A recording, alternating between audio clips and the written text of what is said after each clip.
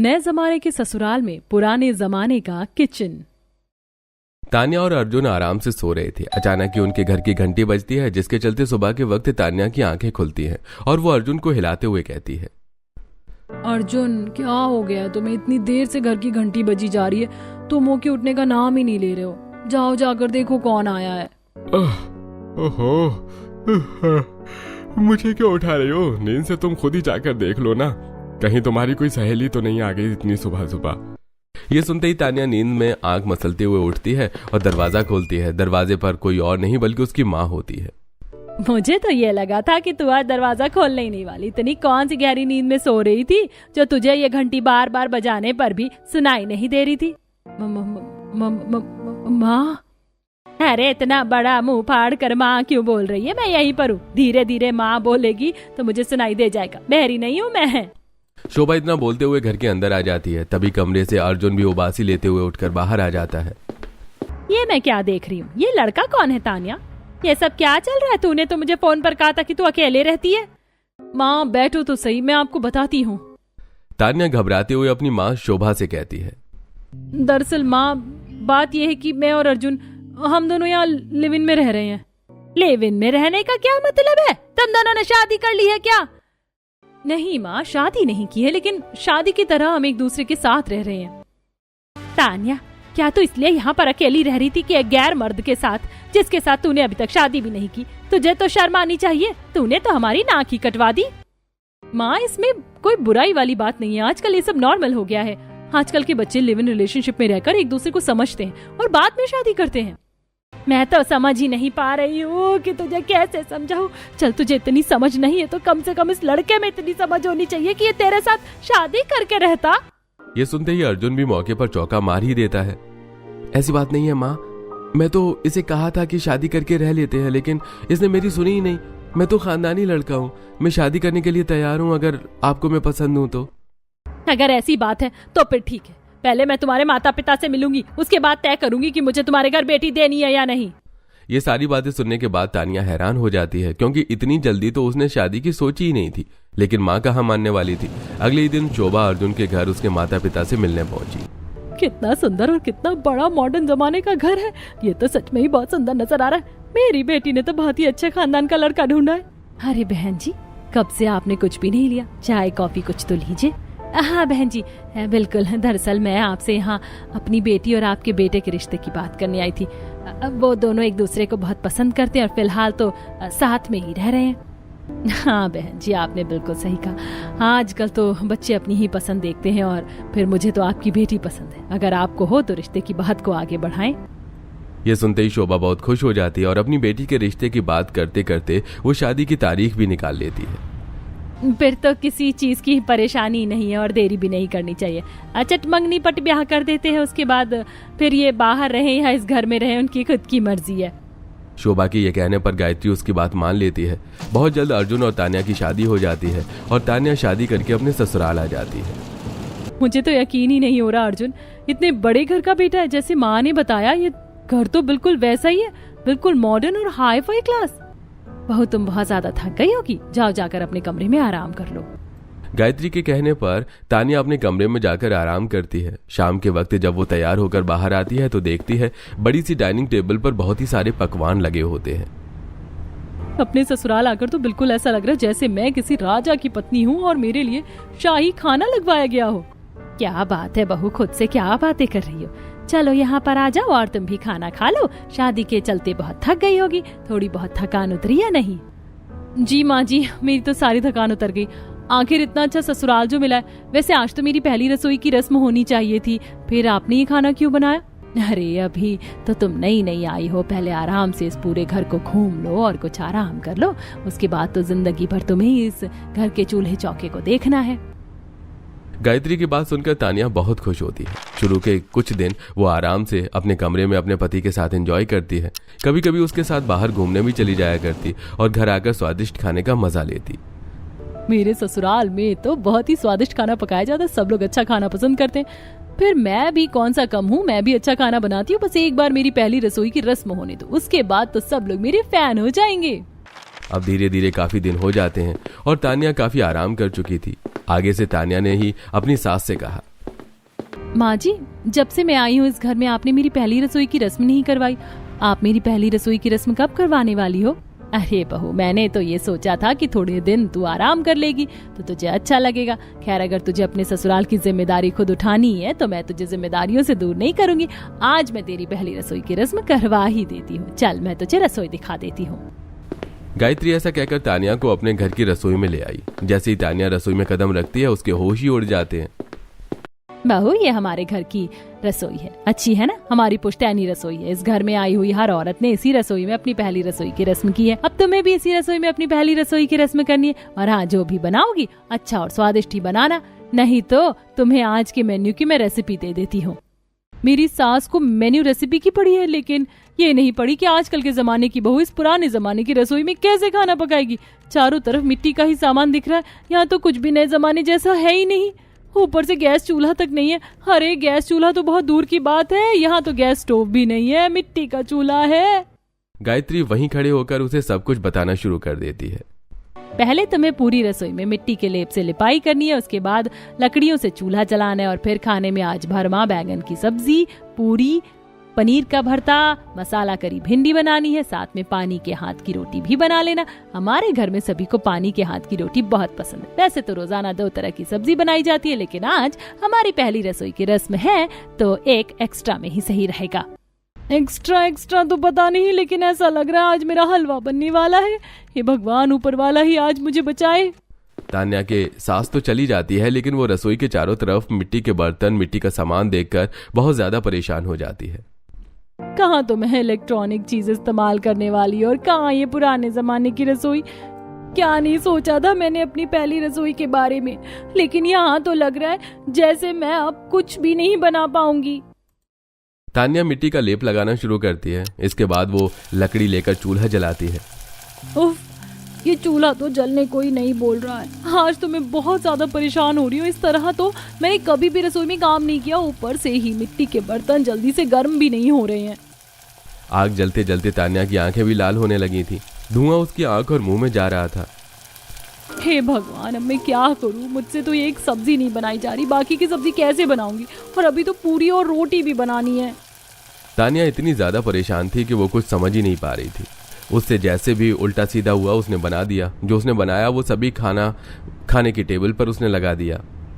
आज का खाना तो हमारी भाभी जी ने बनाया है, जरूर खाने में कुछ स्पेशल ही होगा। भाभी, आप ही बता दो क्या बनाया है आपने? आज के खाने में मैंने अपना पागल बनाया है, और वही पागलपन तुम्हें खाना भी होगा।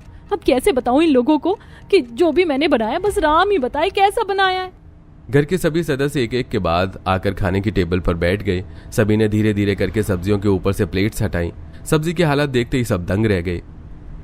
अरे बहू ने क्या बना कर रख दिया, इसकी तो शक्ल ही अच्छी नहीं लग रही, खाने में क्या ही स्वाद होगा।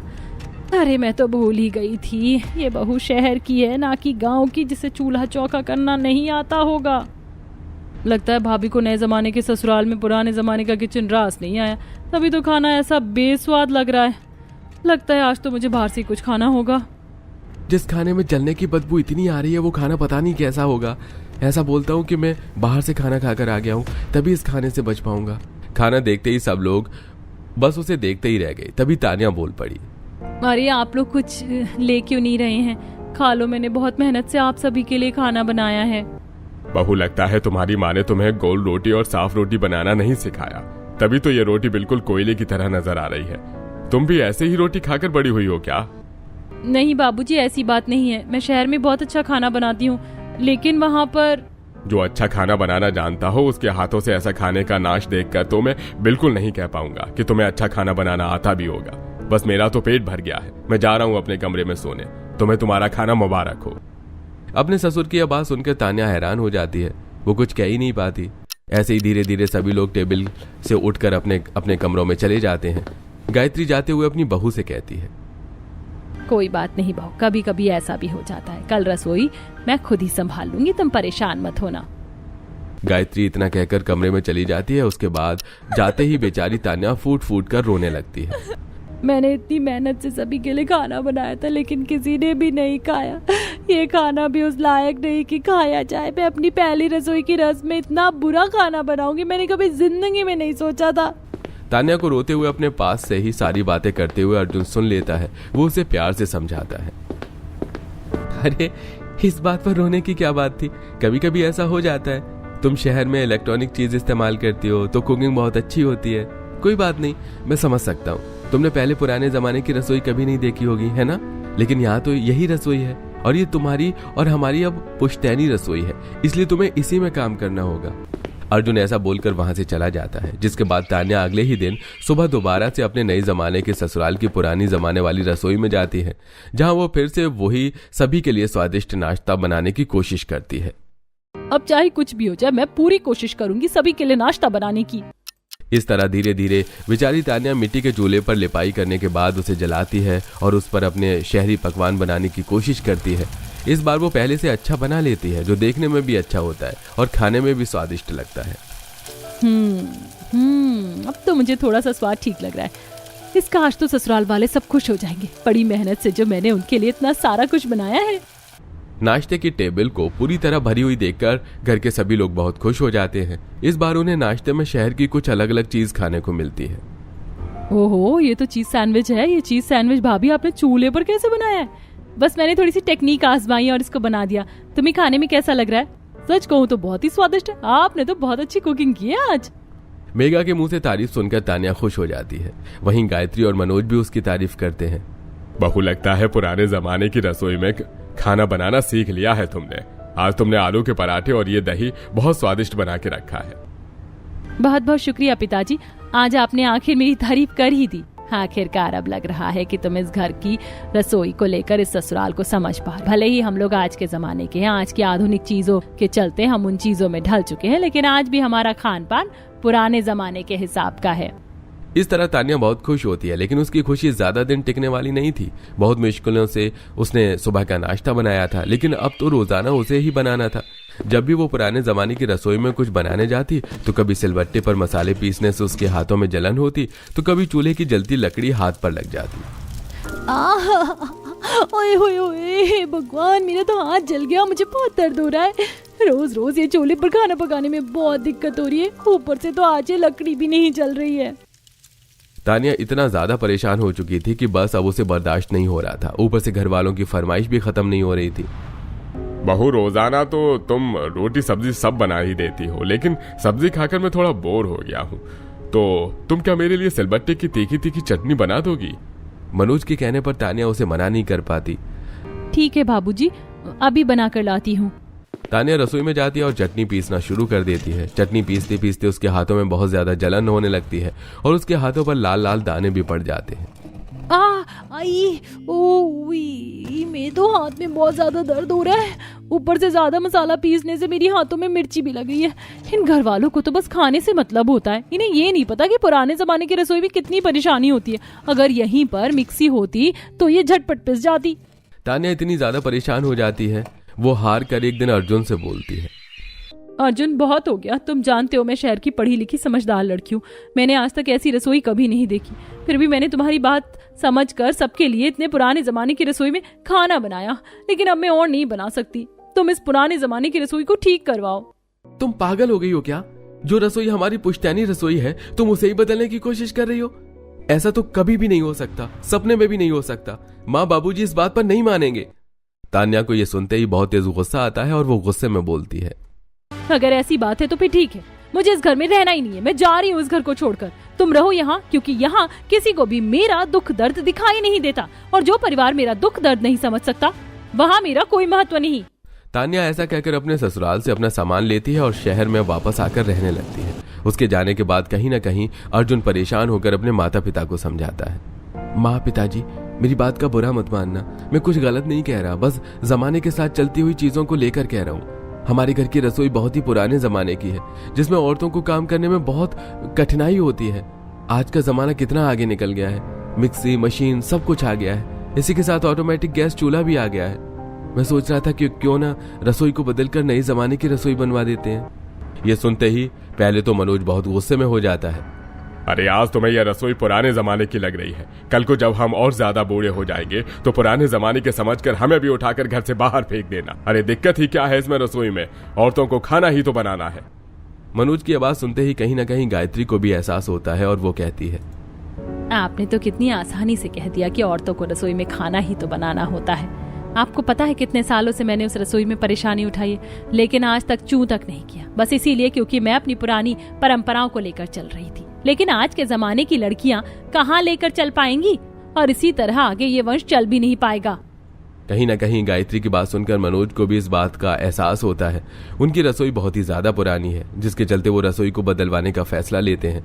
अब पुराने जमाने की रसोई को तोड़वाकर बिल्कुल नई जमाने की रसोई में बदल दिया जाता है और पूरा परिवार शहर में तान्या को वापस लेने आता है। तान्या, मुझसे गलती हो गई, मुझे तुम्हें ऐसा कुछ नहीं कहना चाहिए था, मुझे माफ कर दो। देखो, हम सब तुम्हें वापस लेने आए हैं और हम सभी ने तुम्हारे लिए एक सरप्राइज भी रखा है। यह सुनने के बाद तान्या अपने मन ही मन सोच रही होती है, मुझे तो ऐसा लग रहा है कि मेरे बोलने का जरूर यही असर हुआ होगा। इन्होंने कहीं और घर ले लिया होगा जहाँ पर रसोई नए जमाने की होगी। अच्छी बात है, फिर तो मुझे इनके साथ चलना चाहिए। तान्या ऐसा सोचकर उनके साथ वापस उनके बड़े से घर में आ जाती है। अरे ये क्या, हम लोग यहाँ पर क्यों आए हैं? अर्जुन, सच बताओ, क्या चल रहा है तुम्हारे दिमाग में? मैंने तुम्हें पहले ही बताया था तुम्हारे घर में बहुत ही पुराने जमाने की रसोई है जिसमें अब मुझसे और काम नहीं होता। तान्या के ऐसा कहने के बाद अर्जुन उसकी आंखों पर पट्टी बांध देता है और उसे घर के अंदर लेकर आता है, जहां घर के सभी लोग उसे सीधा नई जमाने के ससुराल में नई जमाने की रसोई में ले आते हैं, जहां सब कुछ इलेक्ट्रॉनिक होता है। ऑटोमेटिक गैस चूल्हा, मिक्सी मशीन, ओवन, चिमनी, सब कुछ उसकी फैसिलिटीज के अकॉर्डिंग वहां मौजूद था। सरप्राइज! अरे, वो पुराने जमाने की मिट्टी की रसोई कहाँ गई? अमेजिंग! मुझे तो यकीन नहीं आ रहा कि हाँ, ये सब आप लोगों ने मेरे लिए किया है। हाँ, हम सभी ने ये सब तुम्हारे लिए किया है। हम सभी को माफ कर दो, हमसे बहुत बड़ी गलती हो गई। हमने ये समझा ही नहीं कि एक रसोई में एक औरत कितना स्ट्रगल करती है। नए जमाने के दौर में हम आगे तो बढ़ गए, लेकिन रसोई को आगे बढ़ाना भूल गए थे। तुमने हमें यह सिखाकर अच्छा किया। हाँ बहू, आज के बाद तुम्हें कोई भी परेशानी नहीं होगी। हंसी खुशी तुम्हारा जो भी मन करे तुम इस रसोई में आराम से बनाना। ना तो तुम्हें इस रसोई में अब पसीने आने वाले हैं और ना ही तुम्हारा कभी भी हाथ जलेगा। और अब चटनी बनाने के लिए मिक्सी मशीन भी है। आप सभी का बहुत बहुत शुक्रिया कि आप लोगों ने मुझे समझा, और अब मैं भी ऐसी गलती नहीं करूंगी इस घर से जाने की, और आप लोगों का हमेशा ख्याल रखूंगी। ये मेरा आप सभी से वादा है। इस तरह तान्या अपने ससुराल में आकर खुशी खुशी रहने लगती है।